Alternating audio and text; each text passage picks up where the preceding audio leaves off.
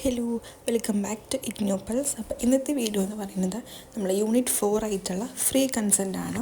ഒരു കോൺട്രാക്റ്റിൽ ഏർപ്പെടണമെങ്കിൽ എന്തൊക്കെ വേണമെന്നുള്ള അല്ലെങ്കിൽ അതിൻ്റെ ലീഗൽ റൂൾസൊക്കെ നമ്മൾ നോക്കി അതിൽ പെടുന്ന ഒന്നാണ് ഫ്രീ കൺസെൻ്റ് എന്നുള്ളത്. അപ്പോൾ നമുക്ക് വീഡിയോയിലോട്ട് പോകാം.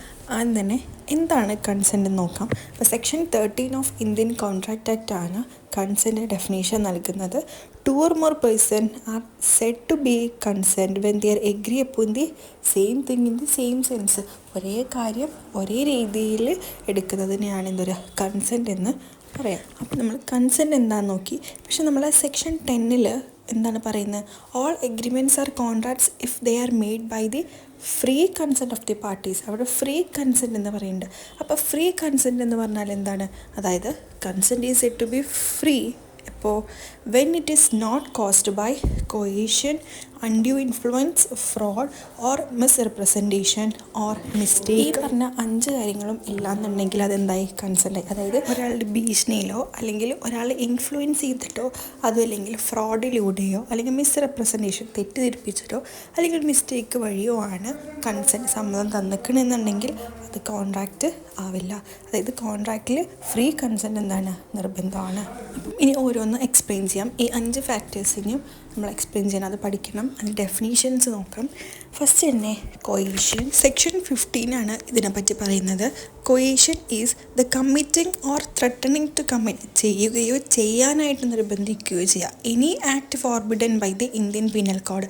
ഇന്ത്യൻ പീനൽ കോഡ് ചെയ്യരുത് എന്ന് പറഞ്ഞിട്ടുള്ള ഏതെങ്കിലും ഒന്ന് ചെയ്യാനോ അല്ലെങ്കിൽ ചെയ്യുകയോ ചെയ്യാനോ പ്രേരിപ്പിക്കുകയോ ചെയ്യുന്നത് എന്താണ്? കൊയേഷനാണ്. സെക്കൻഡ് പോയിന്റ് എന്ന് പറയുന്നത് the unlawful detaining or threatening to detain any property to the prejudice of any person whatever with the intention of causing any person to enter into an agreement. ഏതെങ്കിലും ഒരു വ്യക്തിക്ക് ദോഷം വരുത്തുന്ന രീതിയിൽ ആ വ്യക്തിയുടെ പ്രോപ്പർട്ടി പിടിച്ചു വെക്കുകയോ അല്ലെങ്കിൽ പിടിച്ചു വെക്കും എന്ന് പറഞ്ഞ് ഭീഷണിപ്പെടുത്തുകയോ ചെയ്തിട്ട് ഒരു കോൺട്രാക്റ്റിൽ ഏർപ്പെടുക, അതും എന്താണ്? കൊയേഷനാണ്. അപ്പോൾ 2 കേസാണ് കൊയേഷനിൽ പറഞ്ഞിട്ടുള്ളത്. ഇനി നെക്സ്റ്റ് എഫക്ട്സ് ഓഫ് കൊയേഷൻ. എന്താണ് ഇതിൻ്റെ എഫക്റ്റ്? കൊയേഷൻ വഴി കോൺട്രാക്റ്റിൽ ഏർപ്പെട്ടാൽ എന്തായിരിക്കും അതിൻ്റെ എഫക്റ്റ് നോക്കാം. Contract induced by coercion is voidable at the option of the party whose consent was so obtained. അതായത് ഈ കൊയേഷൻ വഴി കൺസെൻറ്റ് മേടിച്ചിട്ടുള്ള ആൾക്ക് എന്ത് ചെയ്യാം?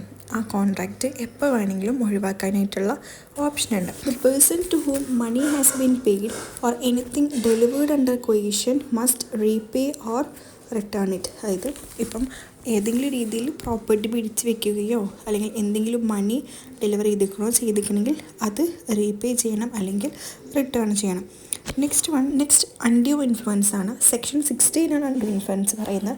A contract is said to be induced by undue influence where the relation subsisting between the parties are such that one of the parties in a position to dominate the will of the other and he uses the position to continue an unfair advantage over the. അതായത് എന്തെങ്കിലും പറഞ്ഞ് സ്വാധീനിക്കുക. ആർക്കാണത് ചെയ്യാൻ പറ്റുക? ആ വ്യക്തിയുടെ ഏറ്റവും അടുത്ത് relation നിൽക്കുന്ന ആർക്കെങ്കിലും അത് ചെയ്യാൻ പറ്റുക. അല്ലാണ്ട് ഒട്ടും ബന്ധമില്ലാത്ത ഒരാൾക്ക് എന്ത് ചെയ്യാൻ പറ്റില്ല? അൺഡ്യൂ ഇൻഫ്ലുവൻസ് ചെയ്യാനായിട്ട് പറ്റില്ല. അപ്പം അങ്ങനെ റിലേഷനുള്ള ഒരാൾ ആ പൊസിഷൻ എന്ത് ചെയ്യാണ്? ഒരു അഡ്വാൻറ്റേജ് ആയിട്ട് എടുക്കുകയാണ്. ഇനി എസെൻഷ്യൽ ഇൻഗ്രീഡിയൻസ് എന്തൊക്കെയാണെന്ന് നോക്കാം. 2 ഫാക്ടേഴ്സ് നിർബന്ധമാണ്. ഒന്ന് റിലേഷൻ ബിറ്റ്വീൻ ദ പാർട്ടീസും പൊസിഷൻ ടു ഡൊമിനേറ്റ് ദ വില്ലും. അതായത് അവർ അടുത്ത റിലേഷനുള്ളവരായിരിക്കും. അതിലൊരാൾക്ക് മറ്റൊരാളെ ഇൻഫ്ലുവൻസ് ചെയ്യാനായിട്ടും പറ്റും. Father, mother or husband and wife, പിന്നെ ഡോക്ടർ, പേഷ്യൻറ്റ്, ഇവരൊക്കെ. ഇതിൻ്റെ എഫക്റ്റ് ഉണ്ടെന്ന് നോക്കാം. പിന്നെ party to contract decides to avoid the contract. അതായത് ആ കോൺട്രാക്റ്റിലുള്ളൊരു പാർട്ടി ഈ കോൺട്രാക്റ്റ് അവോയ്ഡ് ചെയ്യണമെന്ന് തീരുമാനിച്ചു കഴിഞ്ഞാൽ എന്തൊക്കെ പ്രൂവ് ചെയ്യണം? അതർ പാർട്ടി മറ്റേ ആളെ സ്വാധീനിക്കാനുള്ള ഒരു പൊസിഷനിലാണ് എന്നുള്ളതും ആ ഒരു പൊസിഷൻ അത് അതർ പാർട്ടി അത് ഉപയോഗിച്ചു എന്നുള്ളതും പിന്നെ ഈ പറഞ്ഞ ട്രാൻസാക്ഷൻ അൺഫെയറും അൺകോൺഷണബിളും ആണ് എന്നുള്ളത് പ്രൂവ് ചെയ്യും. Next distinction between കൊയേഷൻ and undue influence ആണ്. ഇത് രണ്ടും തമ്മിലുള്ള വ്യത്യാസം എന്താണെന്ന് നോക്കാം. കൊയേഷൻ എന്ന് പറയുന്നത് അവിടെ ഒരു റിലേഷൻ, ആ പാർട്ടീസ് തമ്മിലുള്ള റിലേഷൻ വേണമെന്ന് നിർബന്ധമല്ല. പക്ഷേ അൺഡ്യൂ ഇൻഫ്ലുവൻസ് എന്താണ്? അവർ തമ്മിലൊരു റിലേഷൻ വേണം, അത് ഇൻഫ്ലുവൻസ് ചെയ്യിക്കാനുള്ള ഒരു ബന്ധം വേണം. അതേപോലെ consent is given under the threat of an offence. Consent is obtained by dominating the will, no offence. അവിടെ ഒരു കുറ്റകൃത്യത്തിലൂടെ അല്ല, എന്നാൽ എന്താണ്? ചിലപ്പം സ്നേഹരീതിയിലൂടെയൊക്കെ ആവാം അവരെ ഇൻഫ്ലുവൻസ് ചെയ്യുന്നുണ്ടാവുക. It involves physical force or threat. പക്ഷേ മറ്റൊരു സൈഡിൽ എന്താണ്, മോറൽ പ്രശ്നമാണ്. സ്നേഹത്തിൻ്റെ പേരിലാണ് അവരെന്ത് ചെയ്യുന്നത്, അവിടെ ഇൻഫ്ലുവൻസ് ചെയ്യിക്കുന്നത്. It may move from even a stranger, ഒരു സ്ട്രേഞ്ചറിനും ആവാം എന്ത്, കൊയേഷൻ. പക്ഷെ മറ്റേത് സ്ട്രേഞ്ചർ ആണോ, അല്ല.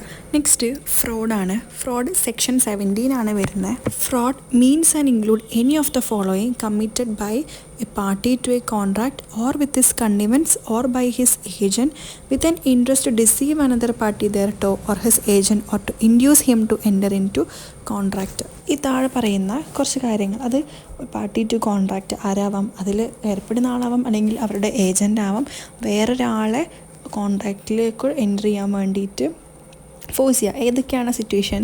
The suggestion as a fact of that which is not true by one who does not believe to be true. അതായത് സത്യമല്ലാത്തൊരു കാര്യം സത്യമാണെന്ന് പറഞ്ഞിട്ട് അത് വേറെ ആളെ വിശ്വസിപ്പിക്കുക.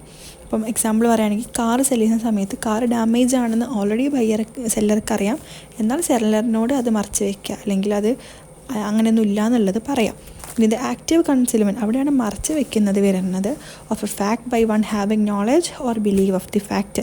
A promise made without an intention of performing it.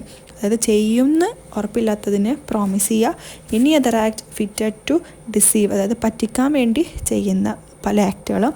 Any act or omission as it was specially declares to be fraudulent, നിയമപരമായിട്ട് fraudulent ആണ് എന്ന് പറയുന്ന ആക്റ്റോ അല്ലെങ്കിൽ അങ്ങനത്തെ കാര്യങ്ങൾ. നെക്സ്റ്റ് ഇമ്പോർട്ടൻ്റ് ആയിട്ടുള്ളൊരു കാര്യമാണ്, does silence amount to fraud. അത് പറയുന്നത് ദർ ഈസ്, അതായത് സൈലൻസ് ഫ്രോഡാണ് ഏതൊക്കെ സിറ്റുവേഷനിൽ. There is duty to speak, സംസാരിക്കാനായിട്ടുള്ള ഒരു അവകാശം ഉണ്ടെങ്കിൽ.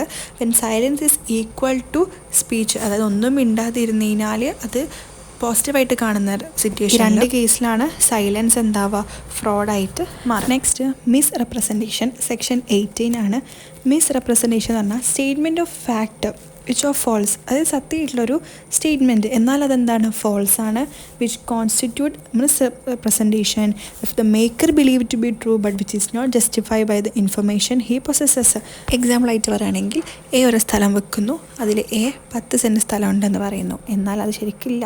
പക്ഷേ എ അതെന്താണ്, നല്ല രീതിയിൽ തന്നെയാണ് പറഞ്ഞത്.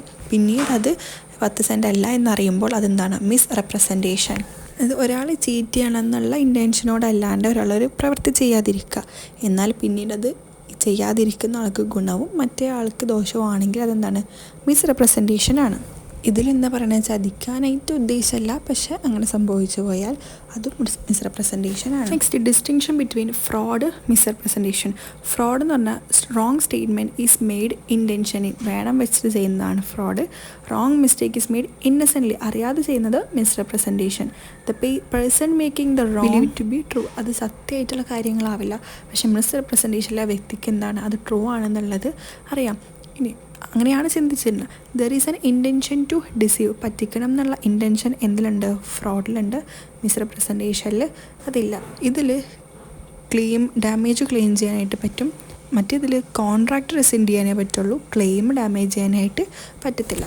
ലാസ്റ്റ് വൺ മിസ്റ്റേക്കാണ്. Mistake may be defined as innocent or erroneous belief which lets the party to misunderstand the others. Mistake may be either mistake of law or mistake of fact. ഇത് രണ്ട് രീതിയിലാണ്, ഒന്ന് യൂണിലാറ്ററലും ബൈലാറ്ററലും. ഒരാളുടെ നിന്ന് മാത്രമാണെങ്കിൽ യൂണിലാറ്ററൽ, ബൈലാറ്ററൽ രണ്ടാളുടേനും ഉണ്ടെങ്കിൽ. അപ്പോൾ ഇത്രയൊക്കെയാണുള്ളത്. ഇനി എന്തെങ്കിലും ഉണ്ടെങ്കിൽ കമൻസിൽ അറിയിക്കാം. ഇതുപോലത്തെ ഇഗ്നോ കോണ്ടൻസിന് നമ്മൾ ഫോളോ ചെയ്യുക. അടുത്ത വീഡിയോ ആയിട്ട് പെട്ടെന്ന് തന്നെ വരണേ.